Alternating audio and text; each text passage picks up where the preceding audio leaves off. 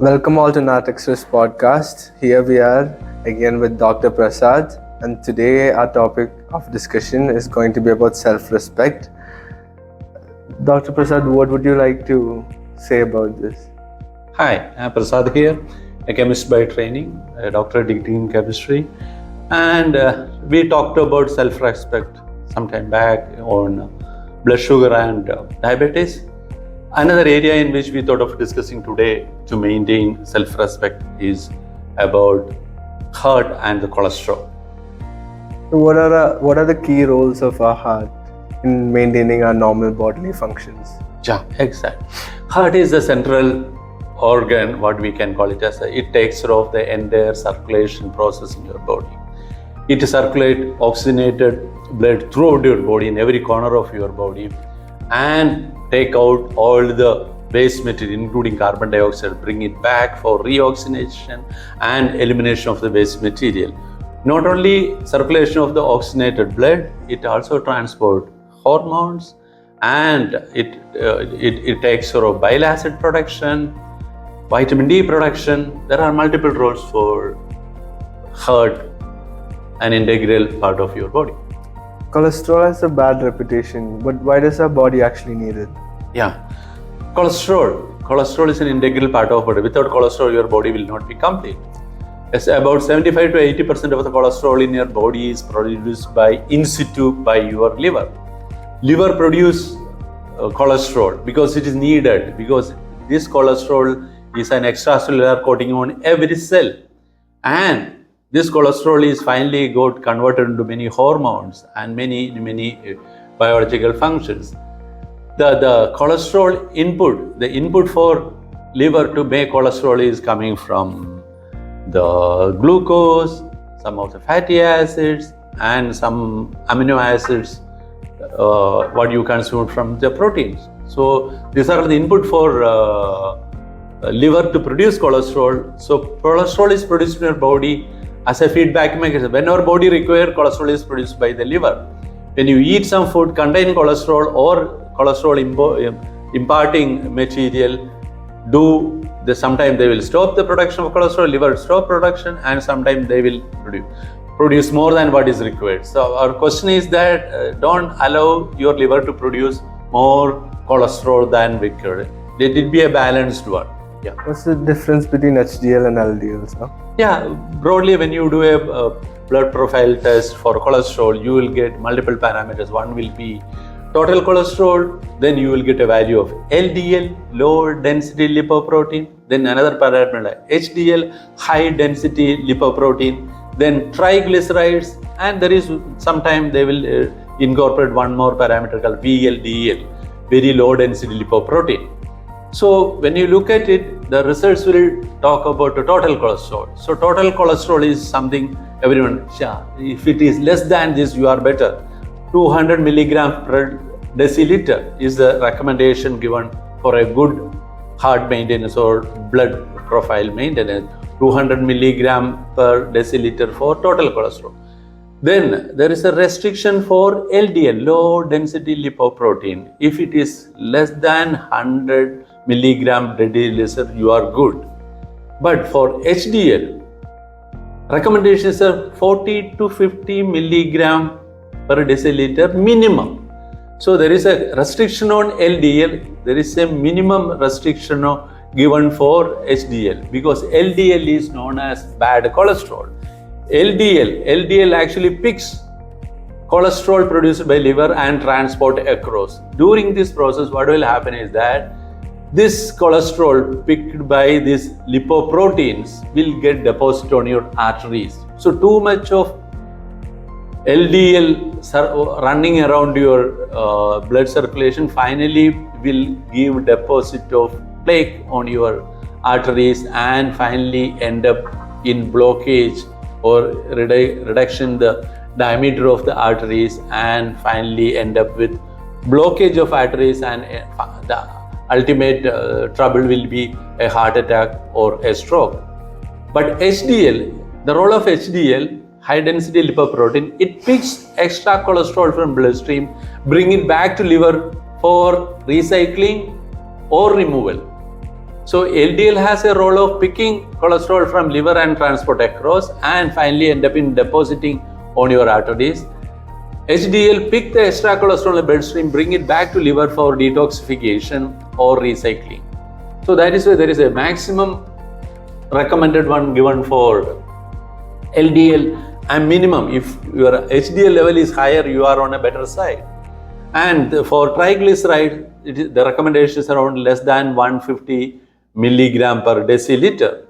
So this is the composition you should maintain. Finally, this composition you will get directly linked to what you eat, what you drink, and mostly some of your behavioral aspect as well.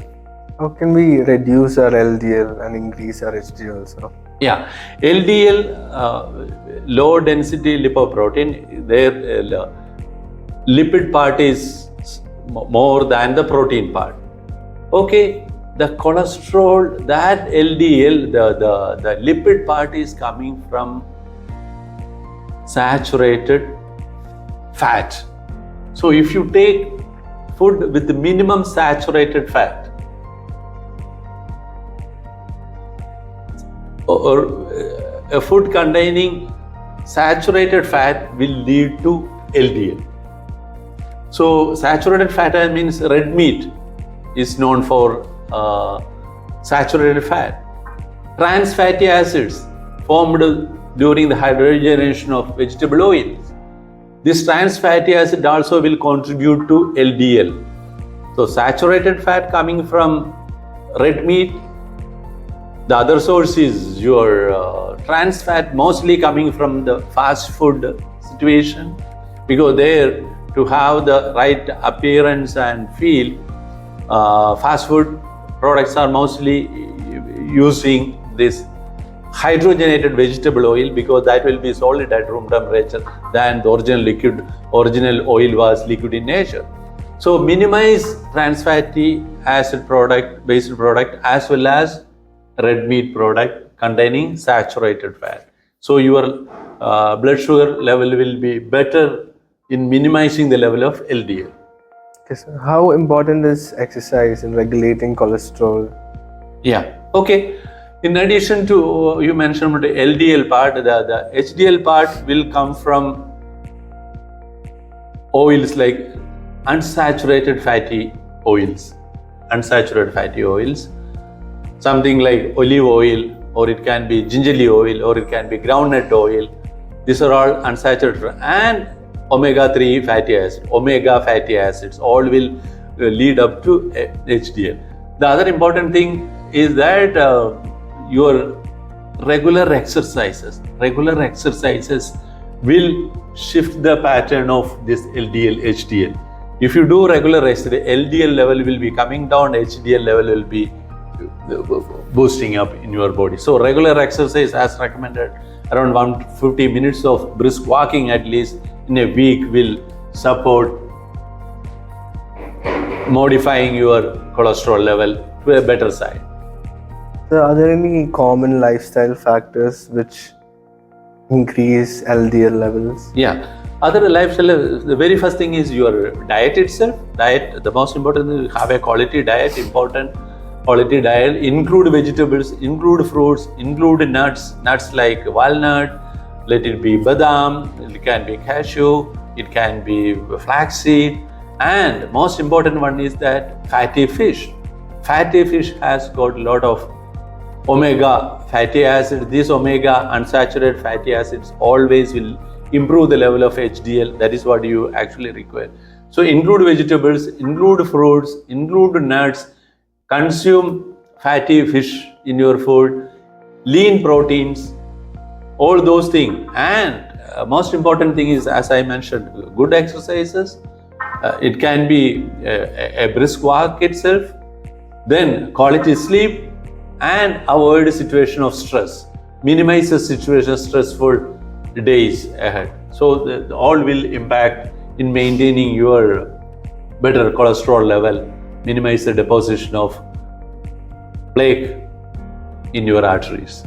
Thank you, sir. What message do you have for the youth, sir? Yeah. So this particular, we started about self-respect. Self-respect is not something you think about it when you reach 50s and 60s. If you have a life of uncontrolled life of that, by the time you reach these days 50s and 60s, you will have multiple problems. Starting from, by the time you will be diabetic, you will be forced to take some medicines or sometimes insulin, and then finally you will be taking some medicines to maintain your blood pressure, because all the process during the process, if your cholesterol level is not maintained, finally the plaque form. Right now your blood pressure will be under challenge, so you will be taking medicines to minimize the situation of you are finally ending up taking medicines for diabetes, medicine for blood pressure, anything like. Start your pattern, your practices day one, today onwards, particularly for youngsters. Don't wait for the 50s, 60s for the correction.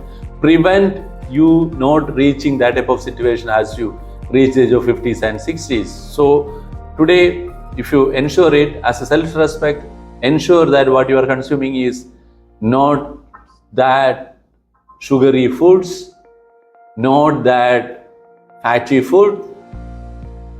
Do regular exercise, maintain a discipline, what time you should eat, what time you should exercise, what time you should sleep, that too a quality sleep. Maintain all that, and it is your capability to minimize the situation of stress.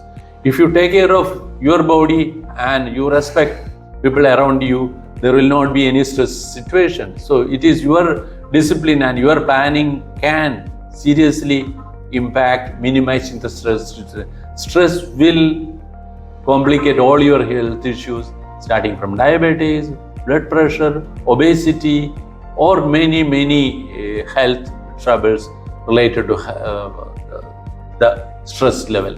So minimize that. It is ensure you have the right approach towards your life, maintain your health, have quality food, have good practices, and a good life ahead as you reach the old ages. Thank you, sir. That was very insightful, sir. Thank you all for watching. We'll see you guys again in another video. Thank you.